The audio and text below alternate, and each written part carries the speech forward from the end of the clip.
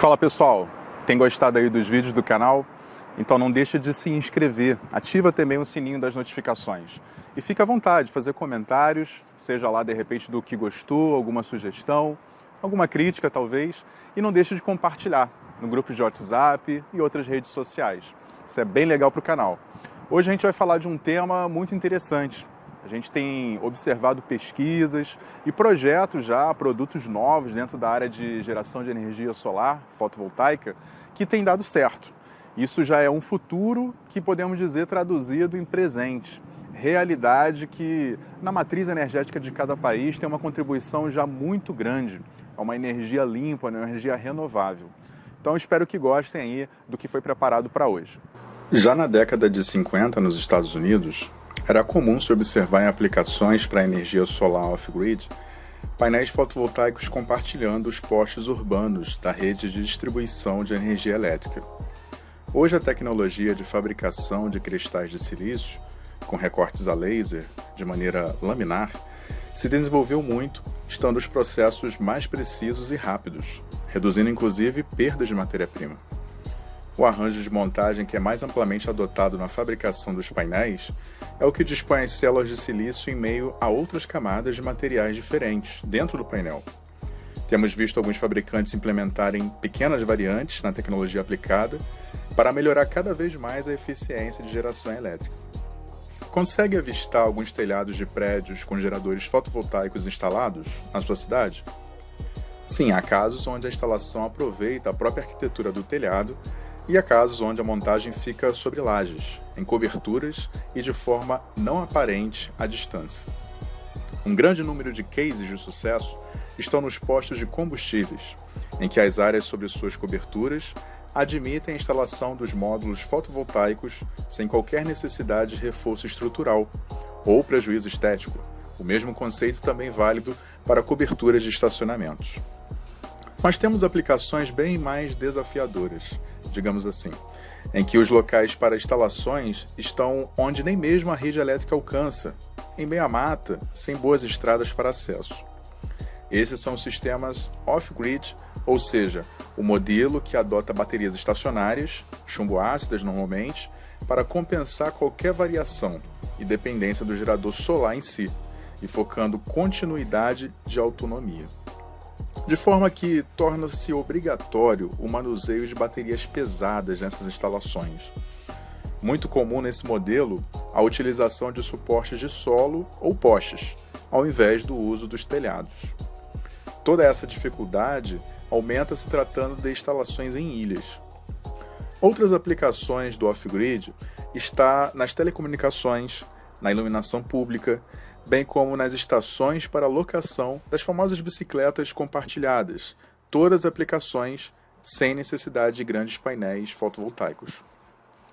Ainda na área rural, fora das grandes cidades geralmente, temos o uso da energia solar no bombeamento de água, aproveitando poços existentes, na irrigação e armazenamento de água.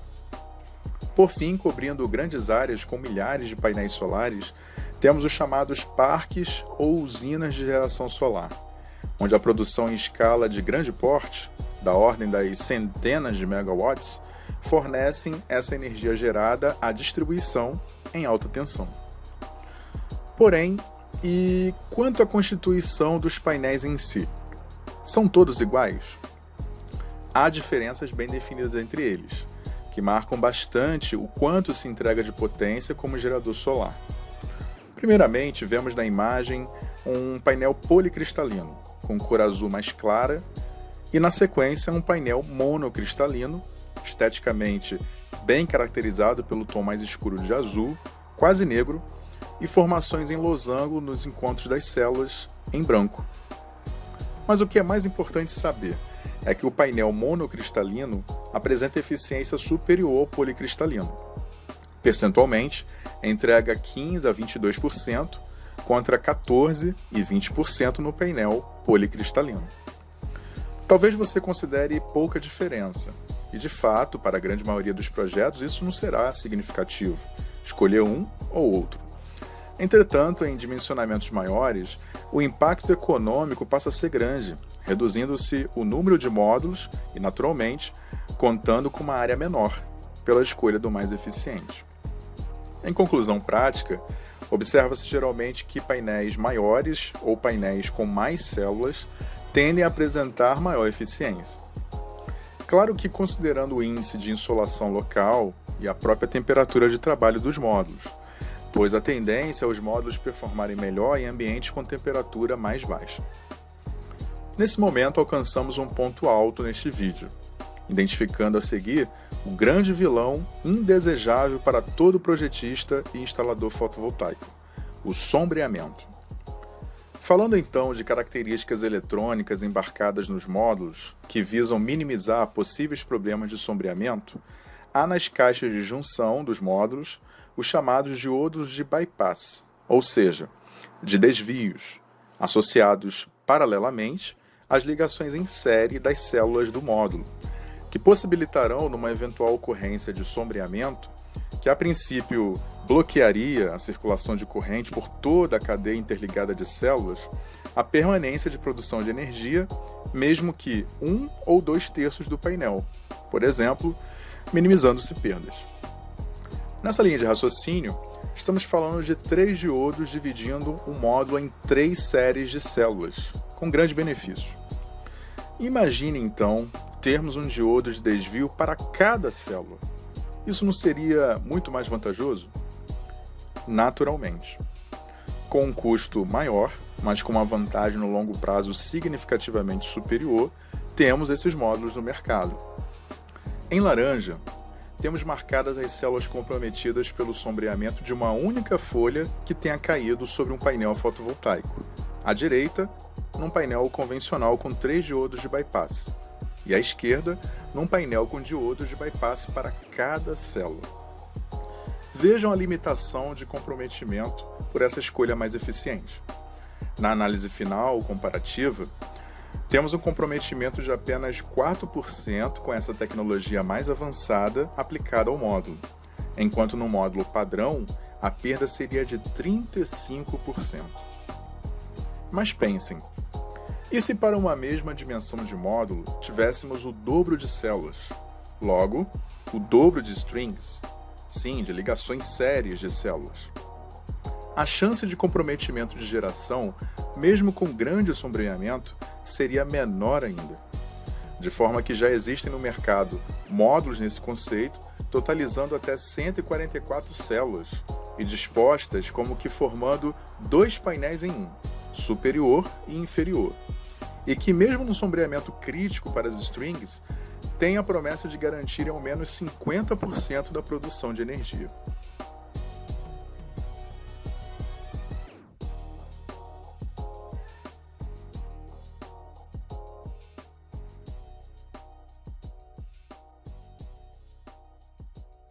Uma pergunta possível e muito relevante, pensando na integridade dos módulos, é: eles têm resistência mecânica suficiente para permitir ou não pesos como de uma pessoa apoiada em cima ou pisando sobre eles?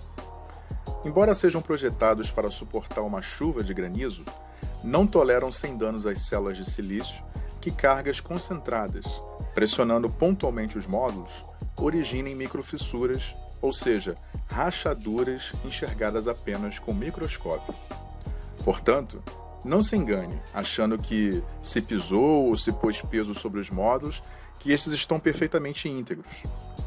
Testes por luminescência pelo fabricante, se for o caso, após um pleito de garantia, por exemplo, vão apontar avarias, naturalmente não oriundas de fábrica.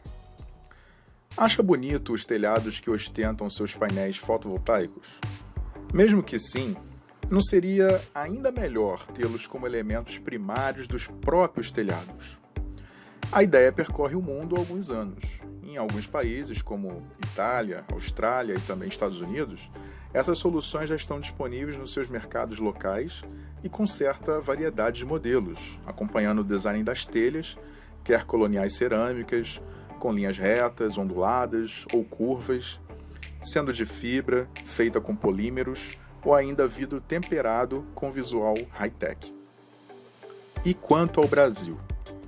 foi apresentada nas últimas feiras do setor, como na Intersolar South America, a grande virada de investimento do fabricante Eternit, que abandonou o amianto do passado para ser pioneira nacionalmente em produzir telhas fotovoltaicas, inclusive com 5 diferentes cores para a escolha do comprador. Ótima perspectiva, sem dúvida, considerando o que já é obtido pelo fabricante Rhein na Europa. As telhas são idênticas às mais comuns lá na Itália e países vizinhos também têm adotado essa telha. E a montagem é exatamente igual, o que não exige nenhum artifício especial de montagem. Os cabos de conexão seguem de forma imperceptível sob as telhas, e o efeito visual é o melhor possível. Só elogios de quem passa e vê. Gosta de acompanhar assuntos diversos de tecnologia? Gosta de carros?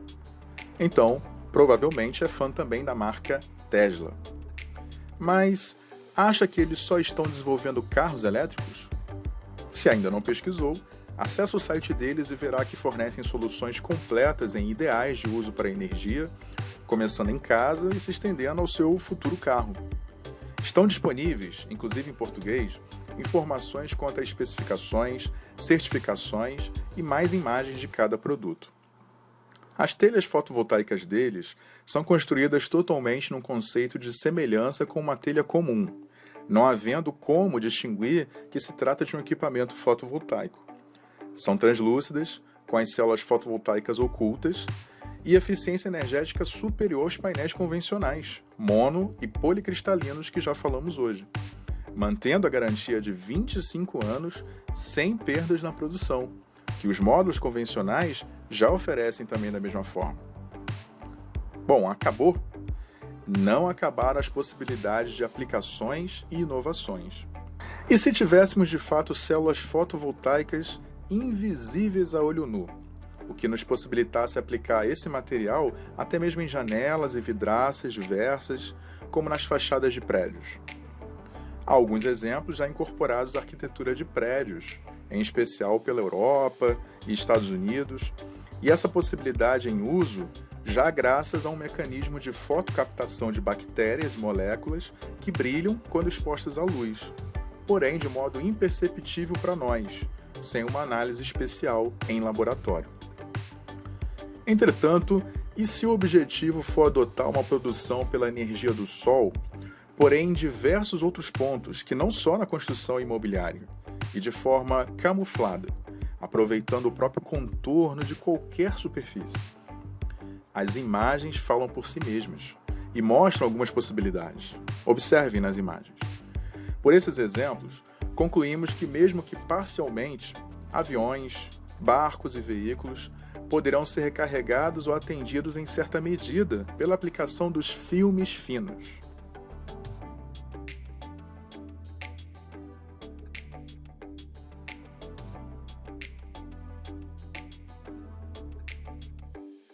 Vamos falar de produção em larga escala?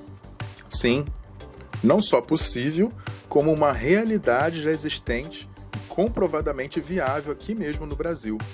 Temos usinas flutuantes de geração fotovoltaica por filmes finos, bem diferentes e mais eficientes comparados aos parques solares que existem hoje. Sim, amigos e todos os que assistiram esse vídeo, é uma verdadeira revolução isso que vivenciamos hoje para o uso da energia solar, e isso num passo cada vez mais acelerado. Seja no transporte, seja na arquitetura das cidades, grandes ou pequenas, até mesmo das localidades remotas. Somos agraciados pelo progresso tecnológico contínuo e termos em abundância aquilo que recebemos de graça, como um dos recursos indispensáveis à vida. Sol em abundância em todo o globo da Terra. E acreditem, sem prazo para acabar. Aqui, esse é o carregador solar. Ele é desse fabricante aqui, da Neo Solar.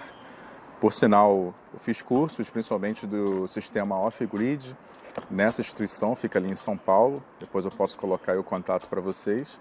E eu achei mais interessante confiar nesse sistema, que é através de um fabricante, de uma instituição conhecida, do que encomendar da China direto. Então tá aqui a placa, tá? Aqui do outro lado você tem a saída USB para colocar o cabinho, já está até aqui. Eu vou usar aqui a lona do meu carro, né? Que é atrás da caçamba, porque nesse horário aqui está batendo bastante sol. Sempre com aquela preocupação de não ter nenhuma área de sombreamento, então vou colocar naquela região ali. A bolsa térmica é porque o smartphone vai ficar exposto ao sol e isso não é legal. Então vai ficar ali dentro com o carregador ao lado, a placa ao lado. Então vou mostrar aqui para vocês. Olha, então fazendo alguns comentários aqui, isso aqui serve para caminhada, inclusive. Você usa aqui os mosquetões que acompanham o kit, tá? E você pode pendurar isso aqui do lado de fora dos bolsos da mochila, né? Bem nas costas da mochila. O USB vai lá para dentro, você deixa o smartphone dentro da mochila. Então eu já liguei aqui o cabo USB, tipo C, né? Atual. Vou mostrar aqui para vocês quanto que tá de bateria. Dá para ver ali, ó, que tá com 38%. São exatamente agora 9h23. Então eu vou plugar aqui. Conectado, tá? Está carregando, tá vendo ali? Então eu vou expor isso aqui agora ao sol e vou deixar o smartphone dentro da bolsa. Então você pode deixar aqui mais ou menos num ângulo interessante, não tem sombra nenhuma. E vamos contar quanto tempo então para chegar a 100%. Beleza? Valeu, pessoal, depois a gente vê o resultado. Bem, voltando então, já a sombra aqui, onde havia deixado o carregador solar. Passando para frente do carro então. Posição do sol, o sol está vindo daqui. Então deixei o carregador a todo momento, nas últimas 2 horas está fazendo agora, era 9h23, quando nós tínhamos 38% de carga no smartphone, que eu coloquei para carregar. 2 horas depois, não teve sombreamento, eu sempre variei aqui a posição do carregador. Eu vou pegar aqui o smartphone, que está dentro aqui da bolsinha térmica. Então deixa eu tirar ele aqui. O smartphone aqui está conectado. Então a gente consegue ver aqui, ó. Ele está com 58% apenas, 2 horas depois. Então isso demonstra bem que ter um carregador como esse é apenas para situações mesmo emergenciais. Como seria de se esperar, esse material, embora realmente produza energia, a gente está confirmando isso, a eficiência é muito baixa comparada a um módulo fotovoltaico convencional, né? Com uma área maior, um pouco diferente em material, né? A gente vê inclusive que a placa está bem quente. Então provavelmente um estudo aqui de eficiência, de performance dela, é bem diferente da que nós temos em cima dos telhados. Então, numa situação de emergência, uma situação de camping, pode funcionar, porque a gente não tem outra opção de energia. Mas há taxas bem pequenas de performance aí para tempo de carga. Então, talvez seja ideal ter um power bank, usar esse power bank durante o dia para você ter mobilidade com o smartphone. E talvez você deixar o carregador numa posição que durante o dia recarregasse esse power bank numa situação dessa. Ok? Mas funciona. Queria mostrar para você essa curiosidade, uma oportunidade inclusive de entrar aqui no assunto do EDC, que eu gosto muito. E fica a dica aí, né? Funciona para situações de emergência sim. Bem, espero que tenham gostado aí do que foi passado hoje. Fazendo já uma transição para os próximos vídeos, aquilo que a gente já falou. Como de uma maneira preventiva, nós podemos dizer que faz parte até de uma manutenção um pouco mais refinada, uma manutenção preditiva, antes que aconteçam as coisas. Como que nós podemos usar ferramentas, quais são essas ferramentas que temos à disposição para detectar aquecimento já excessivo, falta de aperto nas instalações elétricas. E que dizer da performance, de como avaliar os painéis ou módulos fotovoltaicos. Nós vamos falar disso no próximo vídeo, que irá tratar das câmeras térmicas. A gente se vê por aí.